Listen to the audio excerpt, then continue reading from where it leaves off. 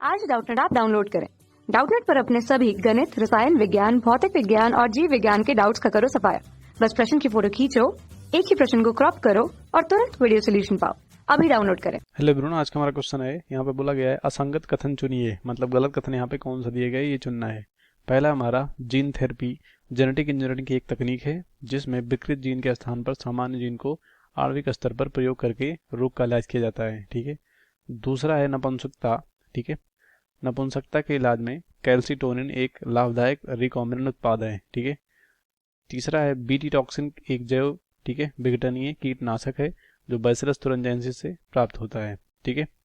और चौथा है पौधों के कवक रोग में ट्राइकोडर्मा जात एक जैव नियंत्रण ठीक है कारक है। तो हम एक एक करके देखेंगे। सबसे पहला जीन थेरेपी। ठीक है। तो जीन थेरेपी कह सकते हो आनुवांशिक तकनीक में एक ऐसी तकनीक है ठीक है जिसमें क्या होता है, जिस भी जीव में मानो यहाँ पे कोई ऐसा जीन हो ठीक है जो संक्रामक हो। संक्रामक का मतलब कोई रोग उत्पन्न कर रहा हो, तो इस तकनीक के द्वारा इस जीन को निकालते हैं। ठीक है। निकाल देते हैं और निकालने के बाद यहाँ पे नया जीन या कह सकते हो जिस जो रोग ना उत्पन्न कर सके ठीक है उस जीन को लगाते हैं। जैसे कैंसर जीन या बहुत सारे संक्रामक जीन हो सकते हैं, तो इसको जीन थेरेपी कहते हैं जो जेनेटिक इंजीनियरिंग यानी आनुवांशिक तकनीक में इसका उपयोग होता है। ठीक है। तो ये हमारा क्या है, संगत तकनीक है, तो ये गलत हो जाएगा। ठीक है, मतलब सही तकनीक है और सही यहाँ पे इसके बारे में बताया गया है। दूसरा, नपुंसकता के इलाज में कैल्सिटोनिन एक लाभदायक रिकॉम्बिनेंट उत्पाद है। ठीक है। तो कैल्सिटोनिन जो होता है जिसे हम कह सकते हैं ऑस्टियोमलाइसिस या इसे ऑस्टियोमलेसिया भी कहते हैं। ऑस्टियो ठीक है ऑस्टियोमलेसिया ठीक है या ऑस्टियोमलाइसिस भी इसे कहते हैं। ठीक है। यहाँ पे अस्थि से संबंधित है, मतलब इसमें जो अस्थि होती है वो कमजोर हो जाती है, जिसमें यहाँ पे कैल्सिटोनिन का उपयोग करके ठीक है इसका इलाज किया जाता है। मतलब जो अस्थि होती है वो कमजोर होने लगती है और टूटने लगती है, क्रैक आने लगते हैं। ठीक है।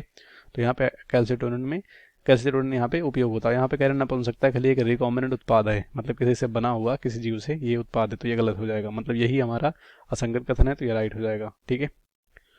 तीसरा है बीटी टॉक्सिन एक जैव विघटनीय कीटनाशक है। तो बीटी टॉक्सिन यानी बैसिलस तुरंजेंसिस से निकाला गया एक जीन होता है जो कि कपास में डाला जाता है, और ये कपास जो होता है ये विभिन्न प्रकार के कीट जैसे कि लेप्टोप्टेरान, बुलवर्म, इन सब के लिए कह सकते हो क्या होते हैं, कीटनाशक की तरह काम करते हैं। मतलब जब ये कीट खाते हैं कपास के पौधे को तो मर जाते हैं। तो ये ऑप्शन हमारा राइट हो जाएगा, क्योंकि यहाँ पे बैसिलस तुरंजेंसिस एक जीवाणु है जिससे कि यहाँ पे क्राई प्रोटीन निकाला जाता है, क्राई जीन निकाला जाता है, जिससे क्राई प्रोटीन बनता है। ठीक है। तो यह हमारा संगत कथन है, तो ये भी गलत हो जाएगा। दूसरा, पौधों की कवक रोग में ट्राइकोडर्मा एक जात जैव नियंत्रक कारक है। ठीक है।